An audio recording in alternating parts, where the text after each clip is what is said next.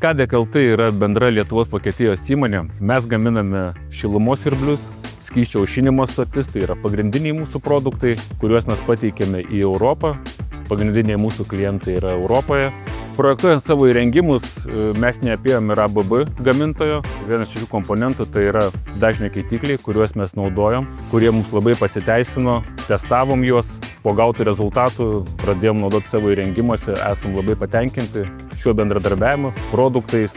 Pagrindinis aspektas, į kurį reikia atkreipti dėmesį, tai iš tikrųjų yra valdymo algoritmai pritaikyti būtent šiam segmentui ir lengva integracija į sistemas, kur bus instaliuojamas pats šilumos siurblys. Dažnio keitiklio parinkimo kelionėje mūsų inžinieriai pirmiausia išsiaiškina aplinkybės, kuriuose veiks dažnio keitiklis, kokius techninius parametrus jis turi išpildyti ir padeda jam pasirinkti teisingą dažnio keitiklį su visais reikiamais komponentais ir opcijomis.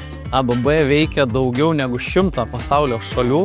Nesvarbu, kur išvažiuos šilumos siurblys, klientas gali būti ramus, kad jisai gaus reikalingą techninę pagalbą toje šalyje. Pagrindiniai reikalavimai tai yra paprastumas, patikimumas. Mūsų kol kas įmonė yra per maža, kad turėti problemų su nepatikima įranga. Net ir aš su savo žiniom galiu priėjęs sukonfigūruoti dažnio keitiklio, tai yra paprasta, viskas, instrukcijos geros. Tai yra top produktas. Mes labai džiaugiamės, kad Skadek kompanija pasirinko mūsų dažnio keitiklius ir integruoja juos į savo šilumos siurblius.